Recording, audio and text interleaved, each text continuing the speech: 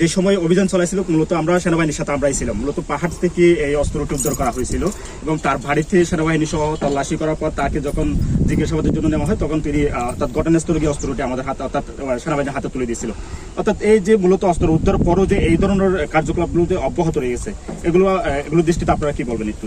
আসলে অস্ত্র উদ্ধার এটা একদিনে যাবে না, আস্তে আস্তে আমরা অস্ত্র উদ্ধারের ব্যাপারে সেনাবাহিনী সহ যৌথ বাহিনী টোটাল কাজ করছে, আপনারা অবগত আছেন। এবং আমাদের এই অস্ত্র উদ্ধার অভিযান অব্যাহত থাকবে, চলবে।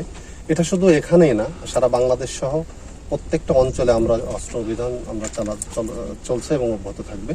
আমরা এসিডেন্ট স্যারের সাথে কন্টিনিউ আসছি এবং ভূমি যেগুলো পাহাড় কাটছে, এই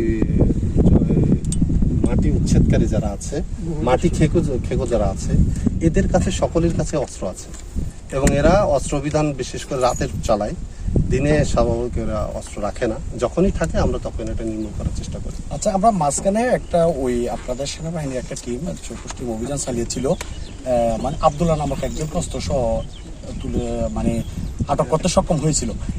আসলে এই আব্দুল্লাহ বা এদের সঙ্গে মানে একটা এখানে চক্র আছে, সেই চক্রটা এই কাজটা করতেছে কিনা আপনারা সেভাবে কোনো নজরদারি করতে পারছেন কিনা একটু?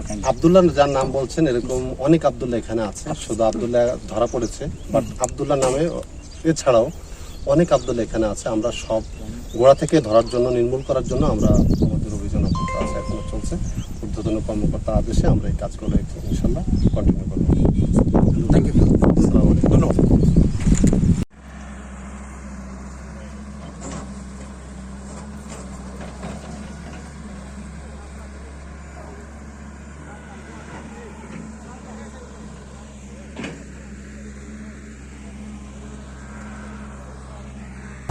অর্জন করে থাকি। এই যে তারা যে মূলত এই পাহাড়টা কেটে যে একেবারে সাবার করে ফেলতেছে, এটার জন্য আপনি কি চাচ্ছেন একটু বলেন? আপনি একজন সচেতন নাগরিক হিসাবে আপনার কি মনে হয়? আমি সচেতন নাগরিক চাচ্ছি পরিবেশ বাঁচুক, দেশ বাঁচুক, পরিবেশ বাঁচলে দেশ বাঁচবে। আপনারা এখানে তো দেখতেছেন, আর কি পশ্চিমে গেল হয়তো দেখবেন, ওখানে কালকে বিচার গেছিল, ওখানে তো বিলের পুরো করে ফেলছে, ওখানে ওই নদী সাগর বানায় ফেলছে ওখানে। তো আমরা চাই সচেতন নাগরিক হিসাবে দেশ বাঁচুক, পরিবেশ বাঁচুক। আচ্ছা, এই যে মাটি কেটে যে ভারসাম্য নষ্ট করা হচ্ছে, সেই মাটি কাটা আদৌ কি বন্ধ হওয়া উচিত কিনা আপনার কি মনে হয়? নিশ্চয় বন্ধ হওয়া উচিত। শুধু মাটি কাটা না, অবৈধ যত কিছু চলতেছে সব কিছু বন্ধ হওয়া উচিত। আর এগুলো তো একবার জরিমানা দিলে এরা তো এই পর আবার ইয়া করে ফেলে। স্থায়ীভাবে এটা আমার মনে হয় প্রশাসনের পক্ষ থেকে স্থায়ীভাবে এটা একটা ইয়া করা উচিত, পরিকল্পনা করা উচিত এবং এই ইয়া করা উচিত। আচ্ছা, আপনার কি মনে হয় এই যে মাটি কাটার মধ্যে কারা কারা জড়িত, কোন চক্রে কাজ করছে? এটা নিয়ে আমি এই শিও বলতে পারবো না। বিভিন্ন জনের নাম শোনা যায়। আমার বাড়িতে এখানে না, আমি ইউনিয়নে, আমি ওই এমপি সাহেবের নির্দেশে ওই প্রেসিডেন্ট স্যারকে সহযোগিতা যদি আপনার নামটা দিয়ে যদি। আমার নাম মোহাম্মদ এরশাদ, আমি কাঞ্চনা ইউনিয়নে। ধন্যবাদ আপনাকে, থ্যাংক ইউ।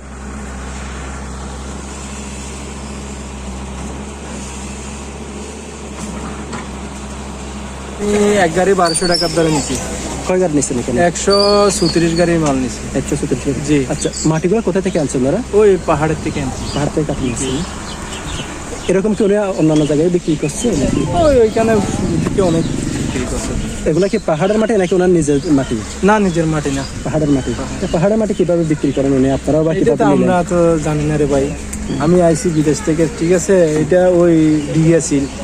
হ্যাঁ, তো আমি বাড়ি বানার জন্য ওরা যখন মাড়ি বিক্রি করতেছে আমি দেখতেছি, তো সেই জন্য আমি বলছি ভাই আমার থেকে আমার বাগনা লাগে আর কি। তো বলছি বাগনা আমার থেকে কয়েক গাড়ি মেডি লাগবো, এইটা আমি বরাবো।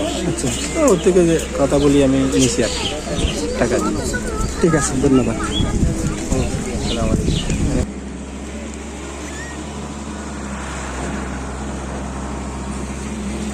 আমি এই ওয়ার্ডের বাংলাদেশ জাতীয়তাবাদী দলের সভাপতি, অঙ্গ সংগঠন সবার দায়িত্ব পালন করে আই। আচ্ছা, আমরা দেখলাম যে এসিলেন্ট মহোদয় সরাসরি মাটি কাটা বন্ধ কাজ করতে জিজ্ঞেস করেন, উনি আওয়ামী লীগের হয়ে এখন বর্তমানে জামাতে ঢুকে মেডি কাটতেছে। ওরা কারা? আব্দুল্লাহ, আক্কাস, এই ধরনের আরো অনেক আছে। ওরাই মেডিকেল জনসম্মুখে বাইরের লোকরা আছে, আজকে দেখলেন না বাইরের লোক, ওরা সিন্ডিকেট। আচ্ছা এখানে বাইরের লোক কারা কারা আছে একটু কাইন্ডলি নাম আজকে দেখছেন না ওখানে, ওরা সিন্ডিকেট। বাইরের লোক কারা আছে এখানে? বাইরের লোক নামটা একটু বলুন। নামটা ভাই না এখন আমরা যদি বাইরের লোকের যদি কোনো কথা বলি এরা আমাদের পথে ঘাটে আটক করতে পারে, কারণ আপনারাই জানেন 5 আগস্টের পরে সনকলা কি অবস্থা হয়েছে, সবাই অবগত আছে এটা নিয়ে। এখানে বইয়ের কিছু নাই, ভাই আপনারা সাংবাদিক ভাই, আপনারা তো সবসময় এখানে থাকবেন না, কারণ আমাদের নিরাপত্তাটা দেবে কে? নেতা পর্যায়ে আমাদের নাজিল মুস্তাফা ভাই কাজলা দেখলো পাঠাইছি, আমরা কবর মজিদ ভাই সাথে কথা পাঠাইছি। এই মাটি কাটা বিষয়ে আপনাদের মানে 5 আগস্টের পরে রাত্রে মুখ বাইন্দা অস্ত্র সহ পূর্ব দিক থেকে কিছু, এখান থেকে কিছু সবাই মিলে জামাতের নাম দিয়া এখানে মাটি কাটতেছে, কিন্তু চাপগুলা সব উঠে দিতেছে বিএনপির উপর।